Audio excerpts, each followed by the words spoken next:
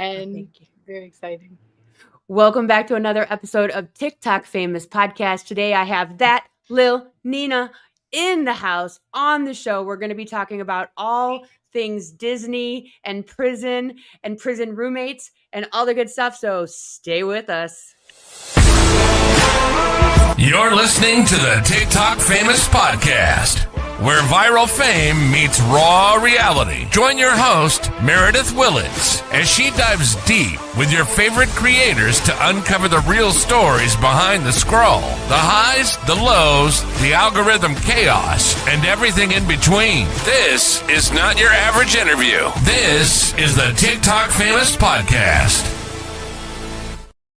This is the TikTok Famous Podcast with that Lil Nina, who's going to be dishing and does dish on all things prison roommates and all that good stuff. I just had an appointment with a client and I go, I got to get out of here. I'm going to talk to that little Nina about her first stint in prison. She's like, what? I love it so much. How are you? Thanks for being here. Thank you for having me. I'm so glad to be here. And I'm so excited to give you everything that you need to know. You're the best. You have blown up on TikTok in like 5 minutes flat. Like you went like wildfire. My daughter sent you to me and said, Mom, you have to interview her. So here we are. I know. And I was so excited to get your message because I've never been on a podcast before. So this is I so appreciate it. So for the people that don't know who you are, you committed a crime. We're going to go there in a second. You committed a crime. You went to prison, like not jail, not slap on the wrist, not the detention home. You went to prison. And now you are dishing about all of it on TikTok. I am. People are here for this. Like you are a bed night. Like you're like a bedtime story lady. Like people just sit there and like. I do that. I've been told people binge my page. I get told that on a regular, and I think it's really entertaining to hear, and it makes me really happy. Yeah. Did you ever imagine that this would be happening? I know the humble thing to say is no, but I really have been dreaming about this all my life. Stop. So I did know I was going to be here one day. I don't feel like I'm here yet, but I'm somewhere. You're somewhere. You're somewhere. And did you think it would be for this reason? No. No. God had other plans, right? Like God's like, all right, I know that this probably doesn't feel like the way you're going to get there, but this is going to be part of the stepping stone, right? Like best laid plans, right? Like best laid plans. Sure. So let's go back to the beginning. Let's settle down because I'm excited. I'm excited to talk to you. I just had Shauna the mom on here last week. I know. Yes. And I mean, she's like, what? Like millions of followers. Like I am here for all the interesting people. Like, I don't care if you have 3 million, 6 million, 600,000. If you got a good story, I'm here for it. So how did you get here? Well, I am the last year of the millennials. So I remember Google being invented, but like, I also know that Ohio is now an adjective. And because of that, I was around when Justin Bieber, Declan Galbraith, everybody got YouTube famous. Oh. To be YouTube famous through prison? Absolutely not. And it's not even YouTube famous yet, but TikTok famous, hopefully becoming YouTube famous one day. And I didn't expect it to get there. I didn't expect it to be that way. I was actually discouraged a couple times because of my storytelling methods. People didn't think that I was pleasant enough for the internet. And so I went to prison, and in prison, you have a long time to think about yourself and what you want to do. And I never gave up the dream of being a social media personality. So my time locked up was my time to really set myself up for what I thought I wanted to say to the world. Because I knew I wanted to say something. I just didn't know what it was yet. I love that. When you were growing up, were you the kid tap dancing? Were you the kid that was told to be quiet? Who were you? I was the kid that my mom introduced me to all my teachers as, she talks a lot. Please don't call me because of it. Because I wasn't going to stop. Yeah. I just always yapped. And now I can yap again. And now I have more interesting things to yap about. So here we are. So do you think that it was embraced then? What, like, it sounds like your mom wasn't apologizing for you. She was just like, this is who she is. And this is what we've got. Yeah, pretty much. I can say there was a lot of, teachers and people, when they see a kid who talks too much when they're not supposed to, the initial response is, hey, quiet down. And my mom did try the whole, can you stop talking all the time? And I was like, no. So she just was kind of like, well, she's not going to stop and I can't keep missing work to tell her to stop. So it was begrudgingly accepted. Yeah. Yeah. I love that too. I love that. So let's go back to that day in Disney that kind of started all this chaos, so to speak. Yeah, I was 19 and I was living with my, at the time, boyfriend, but really just like a homeless guy I hung out with a lot. Mhm. And he had introduced me to Disney as a crime place, like a place where people can commit crimes and get away with it because surprisingly, Disney puts a lot of stuff under the rug. Stop it. I'm serious. And I didn't believe it because, you hear about Disney in the news and you're like, nothing bad happens there. But then you read about Disney in the places where Disney can't get to. And then you really learn, So, wait, what?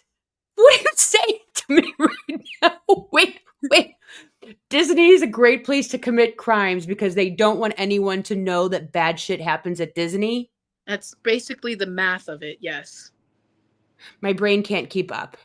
So you'd be surprised to know this, but in 2016, the amount of cameras in Disney hotels that didn't work or simply didn't exist was so big that my crime was continually done to the point where they had to find the culprits or they were going to lose their money, which is why they pushed so hard in court for me to get in trouble, because the idea that I was able to burglarize so many hotel rooms and they couldn't catch me was like, what's happening? And it was gaining so much traction. So many people were a part of it that it had to be stopped.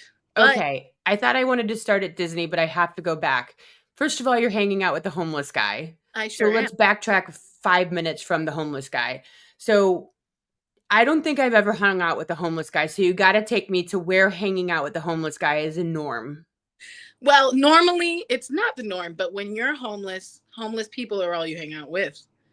So you were homeless at the time? Yes, I had actually just left a 4-year-long abusive relationship. Physically, mentally, emotionally, spiritually, the whole enchilada. So your self-esteem is in the toilet. In the toilet. He was my groomer. He met me when I was 14. Holy shit. Yeah, when I was 18, I tried to get away from him. And he was like, I'm going to take you away from your whole family. And he took me to Florida. I was born and raised in New Jersey. He took me to Florida. So he's going to save you. And no, he didn't want to save me. He wanted to save me. And so he took me away from everybody so that people would stop confronting him about me getting away from his abuse. And so when I got to Florida, I realized you don't have anything to use against me anymore. Because what he was using against me was my family. He was like, if you don't do what I want, I'm going to hurt your mom. So me being a child, I was like, don't hurt my mom. I'll do whatever. Wait, so you were 14 and this guy's threatening that he's going to hurt your family. If you go with him, then everything's going to be better. And I wasn't 14 at that time. He met me when I was 14. Okay. He groomed me until I was 18. Okay. And so when I was 18 and he could legally take me out of the state without going to jail for kidnapping. Yeah. And he did. And then in Florida, I realized he can't hurt my mom because my mom's in New Jersey. And so I can get away and there's nothing he can do. And I did get away and I was homeless. And then I met my co-defendant. And then you met your co-defendant. So you were homeless. Then you're now hanging around with other homeless people, obviously. And now your co-defendant has a plan for you. And it's gonna fix everything. Everything. It's gonna fix everything. Going to be making more money than we've ever made before. And it was just like this is so easy. You got to try it. And I was like, well, I got nothing else to do. So, and then we got caught. And then you got caught. And then you got caught. Now you talk about on TikTok how the money that you're earning from telling your stories is to pay restitution. Yes. And your co-defendant chose not to do that route. And instead of paying restitution, he went back to prison or stayed in prison. He actually was on probation and caught another charge. And in the state of Florida, when you're on probation and you keep going back to jail, they offer you a prison plea instead of reinstatement. So they basically say, you're really bad at probation. Do you just want to go in prison? And then you don't have to be on probation anymore. And he said, yeah, actually, I'd love that. And unfortunately, because I'm still in that place where I have to pay the debt off, him denying that debt and denying probation just means that all that money goes to me because I still pay it off. Okay, so let's just pretend. I mean, you can tell the numbers if you want. So if you owe them $1,000, you personally, Nina, and he owes $1,000, now you owe $2,000? Well, it's not based off of that. It's based off of the total amount that was stolen. So it's more like if $2,000 was stolen, yes, I owe 1,000, he owes 1,000 technically. But if he doesn't pay that 1,000, that 1,000 still has to get paid for. By you? By me, because I was there when it was stolen, yes. Stop it. Yep. Oh, the court system is so stupid. So much. I've talked to so many people, and I've said, is there any way we can split this down the middle where it's on paper that I am almost done? Yeah. Said no. So here I am. How do you keep such a happy attitude? Because every time I see you, I mean, it makes me want to cry right now. And I don't cry ever about shit like this, but I don't know, looking at your face and knowing a little bit more about you right this second, it's hitting me dumb. I don't know. Maybe. How do you keep such a happy attitude? You know, it's funny you say that because I think the only other time I've ever heard that question asked in earnest was when I was facing the plea of my charge. The judge wanted to give me life, 90 years. And everyone knew that I was facing life. For stealing? Yes, the judge canonically hated thieves. And Disney, as a corporation, was sending so much money and representation to the court on their part. And me having no money, no representation, it was almost like Goliath fighting even less than David, you know, like an infant, basically. I had no leg to stand on. So. Holy 90 years? Yeah, they wanted to give me 90 years. And I was 19 and the judge looked at me in my face and he said, you know, if I give you 90 years, you're going to die in prison. And I was like, yeah, I gathered. And every day that I would go to court and deal with this, the officers would ask me the same. They'd be like, how are you so happy right now? Like in the position you're in, facing the time you're facing. And all I could ever say to them is that in their position, not facing any time, they looked miserable. So which one of us really deserved to look happy versus the one that looks happy? I think this is a quote from, I believe, World War II, where a man can't control anything but one thing, and it is the way he acts in any given situation. And his choice to be a certain way, despite certain things, you know? I would much prefer to be happy in bad times. I love you. I knew I freaking picked you to interview for a reason. That's some good shit, girl. Thank you. That's some good shit. There's this thing called the smile theory. I did it my first year in county jail. I smiled through everything. And when I say officers would try to make me unhappy so I'd stop smiling. Yep. I've never met so much anger as when I looked my happiest. You know why? Because it reminds people of who they are. It does. Well, it shows people how unhappy they can be despite all of their goodness when they see you being happy despite all of the badness. You know, when I learned that was in India. Really? I went to India with my daughter and we were in a taxi. We were driving down the road. And when I say that there was a mother, and when I mean mother, she's probably 16, 17. And she had two kids. One was maybe 2 years old. And then the other one was like fresh born infant. And our tires just about took the head off of her infant. That's how close she was living to the road. Living. And all you saw was smiles. And it was in that moment that I knew beyond a shadow of a doubt that money and circumstance and all the things is not what makes people happy. Because if that woman, you and I would freak out, right? Like, absolutely. Could sit there with a smile on her face and just holding her babies and just existing on the side of a dirt road. I knew right then everything came from inside. It does. And true peace isn't even the peace of knowing that you're going to be okay no matter what. True peace is knowing that no matter what, you're going to find a way to be okay. Because it's really never going to be as concrete as it feels. Emotions are so temporary. Even the worst ones are not going to stay. Who are you? What in the shit is happening right now? You're like a fucking guru. What? I don't even know what to do with myself. What is going on? I appreciate it. What is happening? I have a freaking degree and I life coach people. I just got done with the and you're over here schooling me like I'm a second grader. You're such a dick with your new haircut and your fluorescent green eyes. I just love it so much. Okay.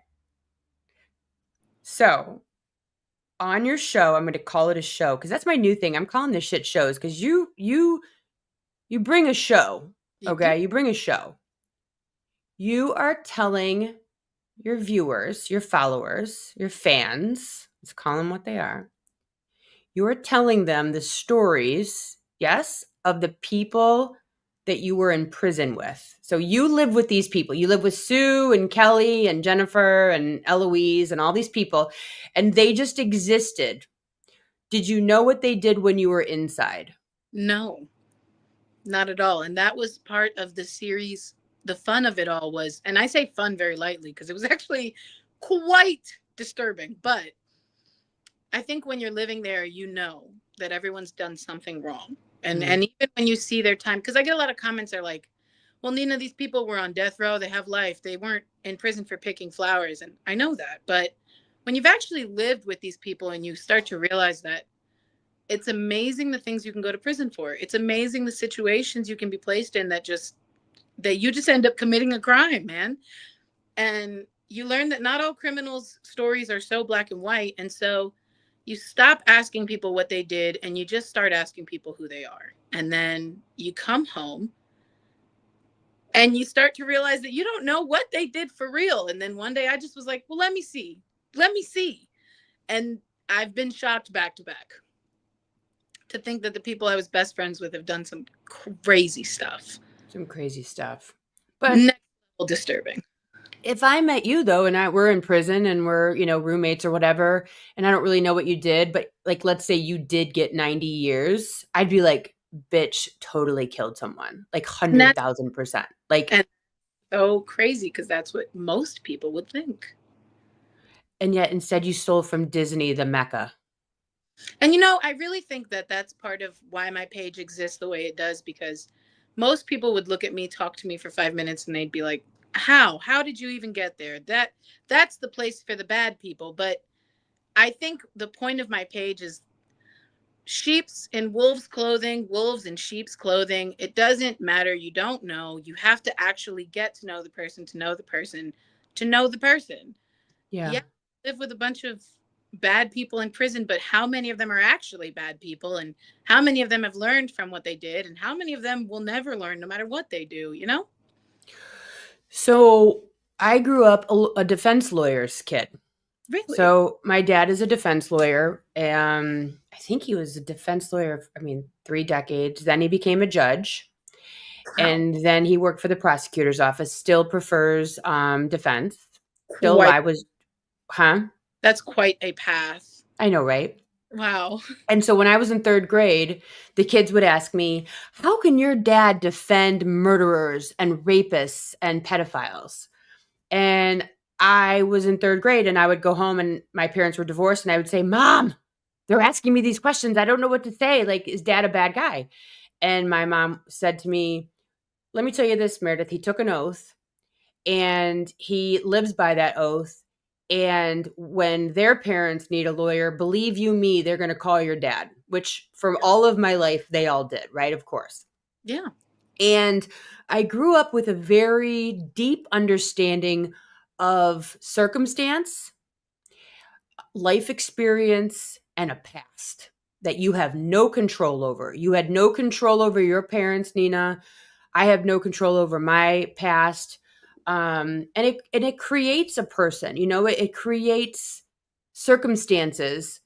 If you would have been without that guy grooming you at 14 years old, you may have had you wouldn't have probably even been in Florida, right? Not to sit here and go, if only, right? No, yeah, but it really is. You give yourself that. You have to give yourself maybe not give yourself that but I give other people that. And I go, not going to judge. I didn't walk in those shoes. Let me tell you what, right? And so everyone does have a past by way of themselves or by way of other people or situations and so on and so forth. And so I've always believed that people aren't just hatched murderers. They aren't hatched that way. You aren't hatched a thief. And I don't know. I would totally steal. My first time I stole something, I stole a pair of 99-cent orange round earrings from Gold Circle with white polka dots on it. They sound really cute. Huh? Those sound really cute. They were so cute. They were like little button earrings. They were teeny tiny with white polka dots. And my friend taught me how to do it. Now, mind you, I lived in the upper scale, but I'm stealing this. And she told me to take the earrings. We are one and the same, my dear. And I took the earrings and she said, wrap it in the dollar and then put it in your pocket such that if you get busted, you could say, oh, I meant to pay for it. Here's the dollar I was even going to pay for it. We were like in third grade. She's a mastermind. Clearly, she's now a teacher, but it is what it is. My point being, you are humanizing background. You're humanizing the people in prison that should be thrown away. You're humanizing people that people say they should get water and bread and nothing else. You're humanizing that people need to come out of prison and not be punished so much that they are 10 times worse than when they went in. If you look at prisons from around the world, people go in and they actually get help and they actually come out better than when they went in because they've gotten therapy. They've, dog therapy, art therapy, physical therapy, mental therapy, whatever education, law school, become whatever. This is like the only country outside of third world countries like El Salvador and all this other bullshit where people come out worse than they went in. And I think that that's the beauty of your page, is not just the kind of like, what did they do? But you're a person that did something bad, could have gotten 90 years, and everyone loves you. How's that possible? You're a criminal. And that's such an interesting thing to think of, because it really is that. You're right. I humanize the people who have done horrible things because I saw them post conviction. They've already accepted they did the thing. They're in prison. They're there. They've got their years. They're doing their time. Are there people who go to prison not to learn? Yeah. But there are people who go everywhere not to learn. It's not a matter of where you are. It's a matter of if you have the capability to grow where you are. And so I do try to show people that some people who have done very minor crimes are in prison right now, showing they're behind because they don't actually care about the growth. Yeah. Some people who have done the things that you wouldn't even speak about in the dark are in prison right now, leading gospel groups and donating and trying to help because they want to be better than the person they were, because they recognized the evil they once had and they worked through it. And I hope that through my page, I do help people see that it really is case by case. It really is case by case. Just like you said, you never know what a person went through to lead them up to where they were at that time. At that moment. And we've seen this. And not just that, it's the multiple charges. So that started, there's a great podcast by Series. I think that Series podcast is like the brand. And then under Series podcast, they've got little other podcasts that you can listen to. And one of them is actually about the Cleveland, Ohio court system. And they talk about how back in the day, you would have been picked up for shoplifting or whatever, right? That's it. You go in, you get in trouble for shoplifting or whatever, and then that's what you get tried for. Now, what they do is they give you a litany of charges. She was trespassing, she didn't have a driver's license and was driving cars. So they give you 100 charges and then you plea out to 6 of them and go to prison for 25 years. And it's like, I was barely in aisle 6. What is going on? And so then you plead to these 6 charges instead of taking the 20, right? Mm-hmm. And this is what we're doing. And this is why everyone's going to very expensive and yet very privatized prisons.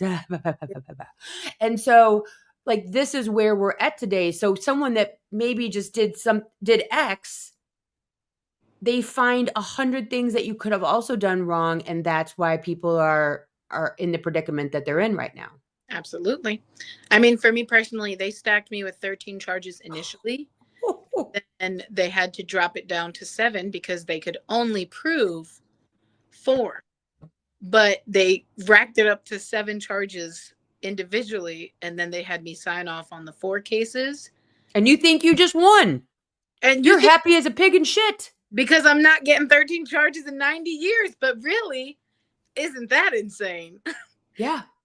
The court system even in itself knows it's insane, because every day that I spent in prison, that officers got the urge, or even like court people got the urge to read my case. I had a paid attorney. Everyone that's ever read my case has always said the same thing. There is no reason for you to have this much time. This is actually insane. And it's just the way that Disney worked the court system. Money makes people run. So they had so much money. They offered to pay for all of my victims to come to court to testify against me if they were willing.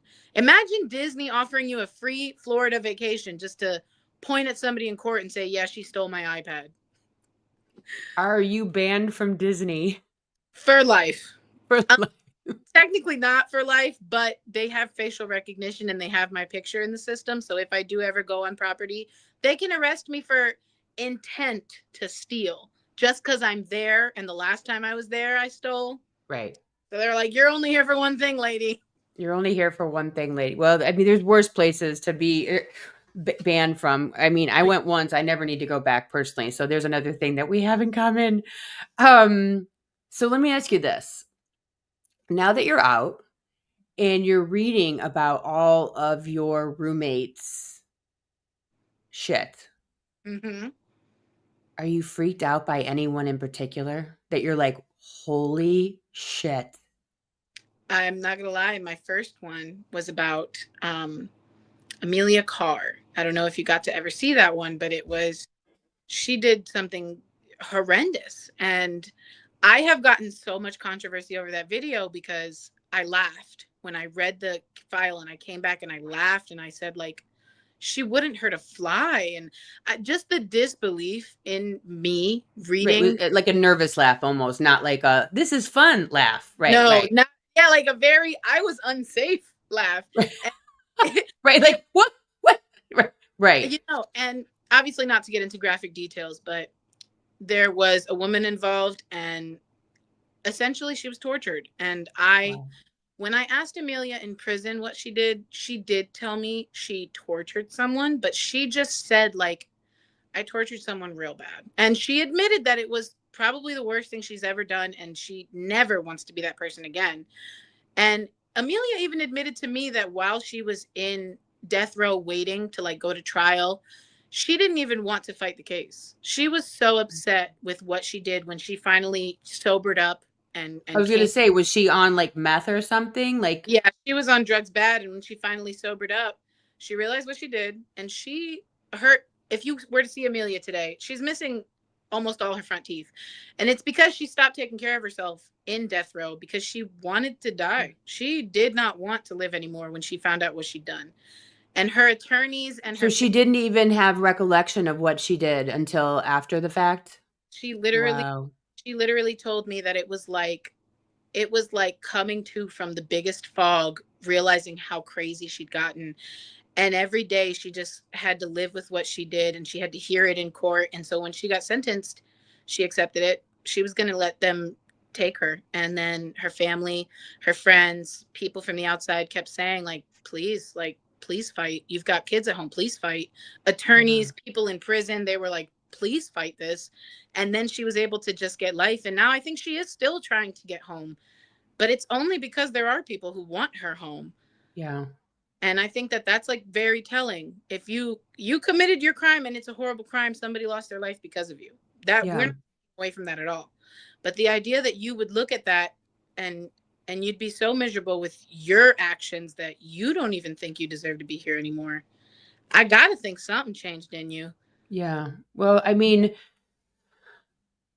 I think that when you're in a relationship or there's a person out there in the world that has an addiction, especially such a mind altering drug where you are not yourself. I mean, right, the Florida man, right, that's just crawling Yep. down the street and eating people's faces off, like that person's sort of not in their right mind. Like Literally. that's not Joe from Yep. down the street. Joe's now left the building and it's Joe on drugs, literally.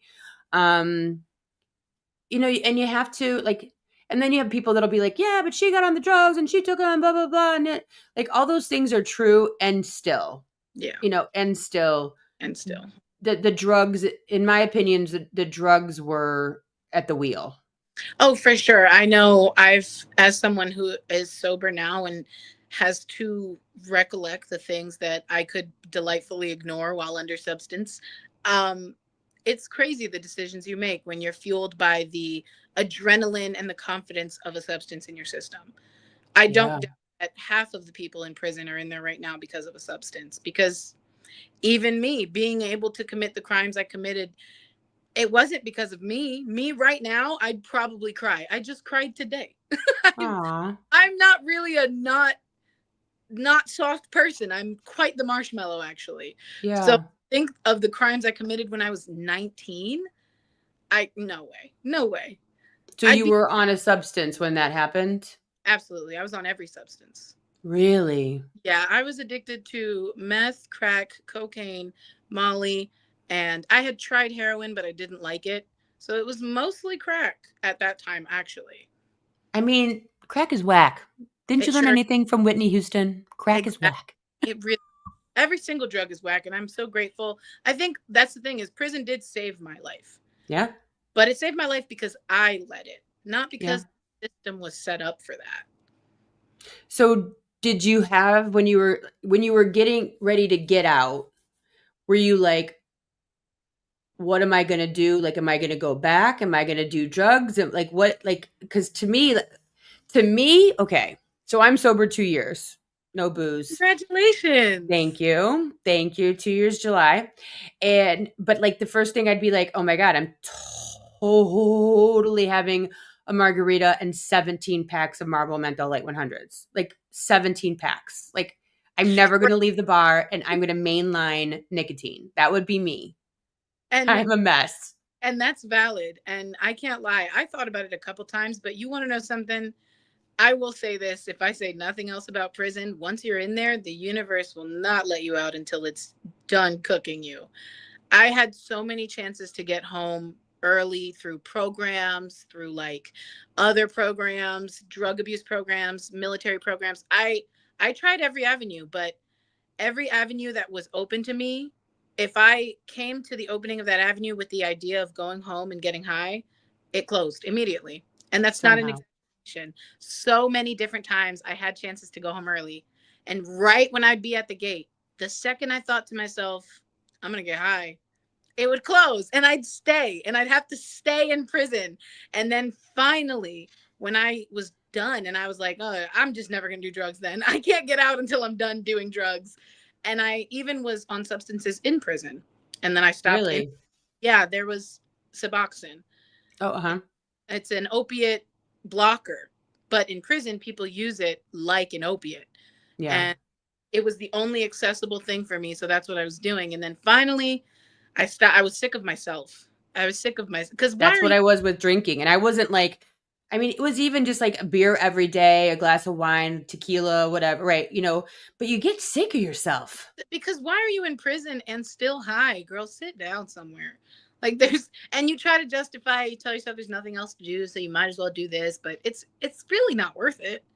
It's never going to be worth it. Yeah. So I stopped. And then when I really stopped, I started seeing things open up that would have never opened up. And then I was able to go home. And even going home was so interesting because I didn't think that was going to happen. That is just, you are saved for something special. My grandmother would always say that about my son, Cody. He almost died when he was born. And she used to always say, Cody, you're saved for something special. And I got to tell you, so are you. Like, you're saved. Like, remember that every single day. Like, we're not done. I'm not done with you, but I just want to put a pin in you're saved for something special. Because I'll tell you what, the fact that you're able to see all this shit at such a young age, like, Thank you. never forget that. Like, never, please remember this, not even from my mouth, but you're saved for something special. So one of the things I wanted to ask you, because I've always wanted to get involved in prison somehow, like I said, growing up the way I did, what are some things that people don't understand about prison, maybe that makes people worse, or what's lacking, or what people could do from the outside that would make a difference? I'm actually touching on this in my videos that I'm making now, so I'm happy to be able to elaborate more here. One of the things that I've noticed is people ask me that. They wonder, like, what could make prison better? What makes prison so bad? It's the lack of attention to the staff. And I think that that's so interesting to have to say, because What does that you mean? look at prison and you think the officers that go there, they go there because they want to do a job. They go there because they want to protect, they want to be on the right side of history, whatever it is. You'd think the COs, the parole officers, like the penitentiary officers, the prison itself, it's made to keep inmates in and reform them. And because we believe that, a lot of state-run prisons are run very poorly. They're run on lies and deception. And because no one's paying attention to the staff, it doesn't matter. And it gets unnoticed. And then a lot of women and men that go to prison leave with more trauma, with more problems, less resources, and less patience for the real world because of the way that they're treated by the staff. And the way that people in the real world can help is just by listening. When inmates call home and we say, like, we're being tortured in here, Yeah. you can't call the prison and say, are you guys torturing inmates? Because they're not going to tell you the truth. You have to believe the inmates. When I remember, we didn't have toilet paper for a long time. Not just COVID. I mean, pre-COVID, we didn't have toilet paper. They were giving us 2 rolls per week. And if you ran out, you just ran out and they had no more for you. Mm-hmm. That's not actually procedure. Procedure is we're supposed to get 3 rolls per week. And if you use all 3 rolls, and the officers have to give you some, they decided that inmates were abusing the power of toilet paper. So they started cutting off toilet paper. Yeah. And I think being an inmate and hearing that from the outside perspective, you're like, what do you mean? Right. They're cutting off toilet paper. They wouldn't let us wipe our own asses. For what? Because they wanted to, because they had that power. And people were calling home and saying, we don't have toilet paper. And then people were calling the prison. And as a result, auditors came, but the prison gave us extra toilet paper for the audit. Yeah. And took it away. Yeah. They took it away as soon as the auditors left. So the reality is, when people in prison tell people in home, we're dying in here, they have to push harder. There has to be more attention on the staff, because the staff is what's ruining it. Do you think that means like more video cameras? That means more training? That means... Honestly, I think it means more random audits, because when they know that people are coming, they know to make it look good. I think more people on the outside should be involved in the prison system, because I think the prison system has a monopoly on secrets. They have a system set up to never fail, so that if by chance people on the outside pay too much attention, everybody's in cahoots to make it look good so that we can keep treating the inmates however we want when the people are gone. And I think it's only going to get worse with privatized prisons. I mean, when we privatize prisons, it's basically legalized slavery. I mean... And I've never been to a privately owned prison to even know, but I know that a lot of people prefer the privately owned prisons because in their minds it's better. Really? And I don't know how true that statement is, because I know that privately owned prisons do have labor for product kind of transition, like little trade there with the inmates. But Lowell Correctional, which is the prison that I was in Florida, their website for a while there, I don't know if it still does, but for a while there, their website was claiming that all the inmates were getting paid for their jobs. And no, they weren't. Really? And they were just lying about that because they could, because nobody was going to check up on that. Yeah. And if you wrote a letter to, like, I don't know, NBC News, they're looking through all your letters. They're not going to let that go out. Yeah, they're not. They're not going to let anyone know anything. Like the way that a lot of people were able to even get eyes on Lowell. If you look up that prison, you're going to see a lot of newsworthy, a lot of bad stuff happens at Lowell. But is that an exclusively female prison? It is. Lowell Correctional is a female institution. And a lot of the women are going to call. A lot of women have come home and immediately gone to the news and tried to get people to pay attention. And it just, there's not enough alarm. And I think it is because people have it in their minds that, well, those people did something bad. They deserve it. Yeah, they deserve it. And that's why I think in my videos on my page, I really like to get across that message of, are you for prison reform or are you just for punishment? Yeah. Do you actually care about these people that are in there because they're people, or are you just in it to listen to the gory details of inmates because you think? And that might be a great question, or I don't even know how you put that in your videos. Like, do you want people to come out better or worse?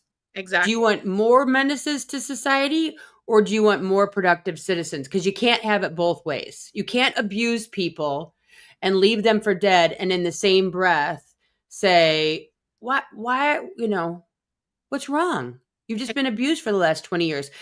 I just watched a documentary.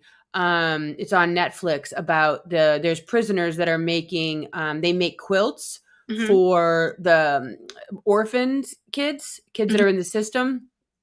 And it's fascinating. These guys work like 8 hours a day making these quilts. It's fascinating. If you haven't watched it out there, who's listening and watching, it's on Netflix. It's fantastic.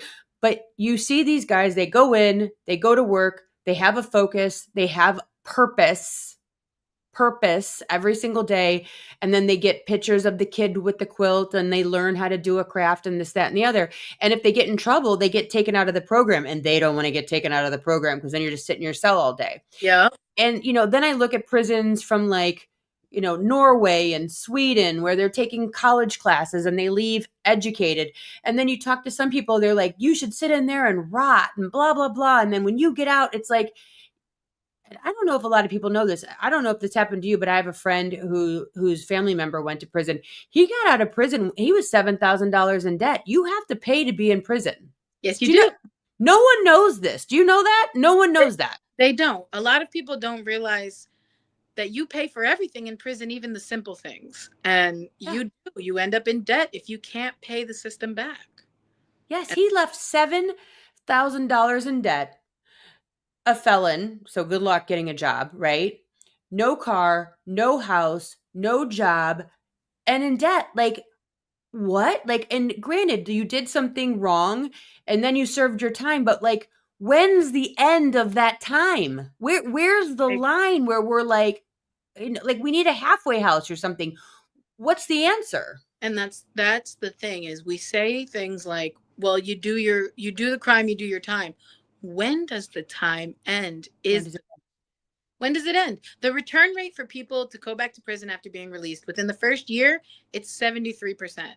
Within the first 3 years. And that 61% within the first year, 73% within the first 3 years, and within the first 7 years, 83% of people go back. And because we live in a system that the minute that word felon escapes your lips, you're the worst person they've ever met. And they don't not all the time. Most of the time. So sometimes you can commit 34 of them and still end up as president of the United States. It just really depends. It just really depends. It just depends on who you are. Sometimes you can become president and sometimes you get 90 years for stealing. Sometimes you have to be the Disney girl. Sometimes you can run the country. Whatever. It's fine. Whatever. I mean, maybe it's helping prisoners. Who freaking knows? So let me ask you this. What's next for you? Honestly, I've thought about this a lot. I've been advised to work on a book. I've been advised to take to long form content, YouTube, podcasts. There's so many branches. I don't even think I've really gotten to the TikTok famous part of the TikTok famous. I don't think my reach has gotten to enough people. I don't think enough people are listening yet for me to feel like I can go so much further. I want I want the world to be clear, and me myself, of course. Because you said it yourself, my page, it goes everywhere. I'm a comedian first and foremost, and I'm a storyteller second. So, do I want to write a book? Yes. Do I want to be a comedian? Yes. Do I want to start a podcast? Maybe. It like I don't know, but Yeah. I know that where I definitely want to go is making sure that everybody knows what I stand for, what I want to change if I can, and where to go to get the information, which is always going to be me because I'm always going to tell the truth. Yeah. So I love that. I love that. I, sitting here, think that the best thing for you is to make a list of 5 to 10 things that you stand for and start getting it on paper so you can get some clarity. And I think that that will start to put some parameters on your journey. You know what I mean? Like really yeah, just sit there and go, okay, what are some things that I really want to focus on? Is it so I had a gal on at the beginning of I have 2 podcasts. This is one of them, which if you want to start a podcast, ask me, I'll help you. Because fantastic. people will literally charge you 10 grand to start a podcast and we could have it done in like a fucking hour. Okay. I know. I've seen. Yeah, it's ridiculous. So, my other podcast in the beginning, I had a bunch of these amazing women of color. It's a whole series. It's one of the proudest things I've ever done. Just because of the fact that they allowed me to be in their space and be I vulnerable with and so one of the gals, she is in, I think it's Washington, D.C., and she started a nonprofit where women coming out of prison, she helps train them. She's partnered with Microsoft. Microsoft trains them, in Excel and all this other stuff. She works with them to get like outfits and clothing, and then she gets them a job. And it is, yeah, it's unbelievable. And this is her life's work. And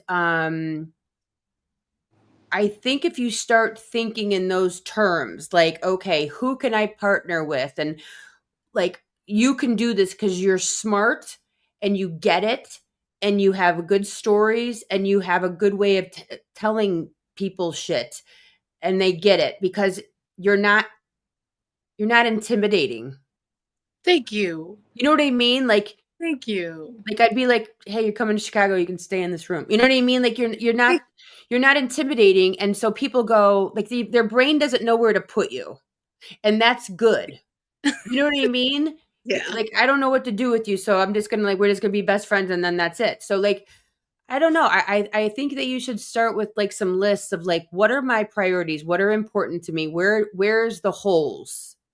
Yeah, and I think that that's definitely a good place to start. You're right. I've seen so many people come out of my prison. I know my friend Alize, she works with women who are fresh out of prison, all types of felons. She helps get them jobs. There are plenty of people I was in prison with who have come out and done good. And I think maybe that's also why I thought, well, if I have a platform and I have words to say and someone will listen, then I can promote my friends and I can help more. And the prison reform is definitely a direction I'd like to take. I just want to make sure that I have that right blend of serious and funny.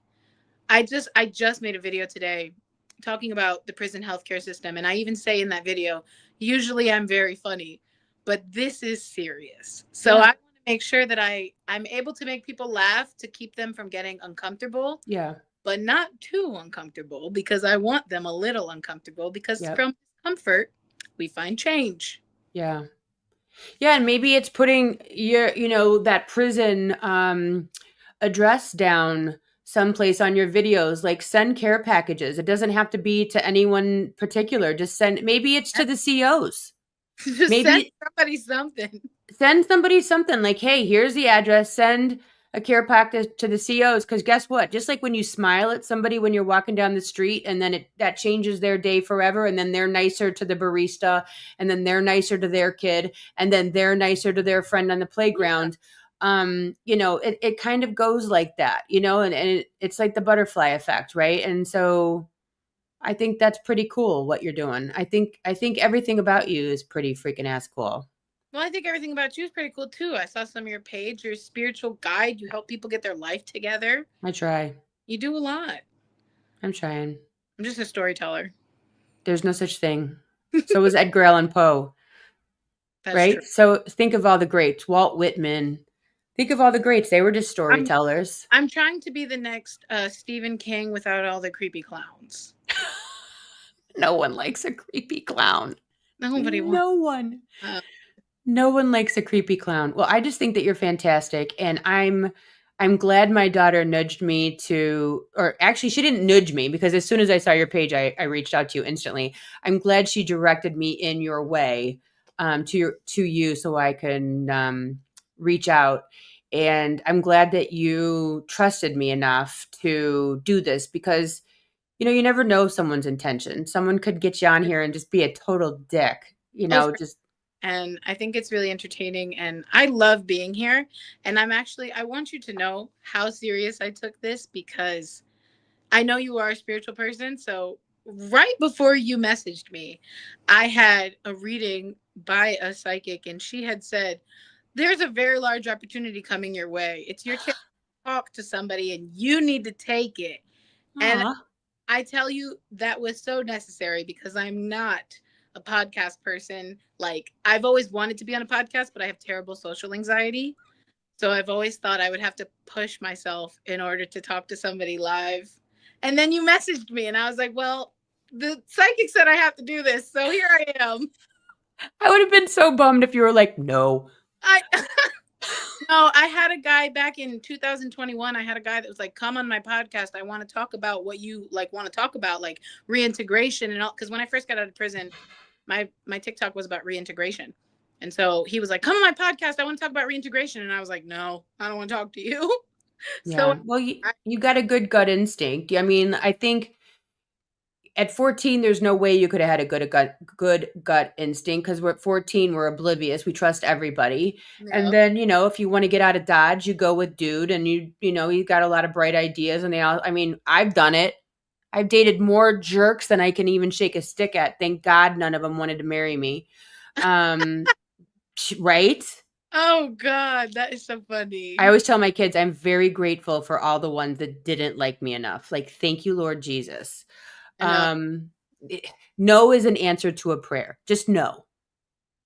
Go with it. Just Absolutely. right. If No, you don't know what the prayer is. Sometimes no is a complete sentence for that. no is a complete sentence. Just no. Yes.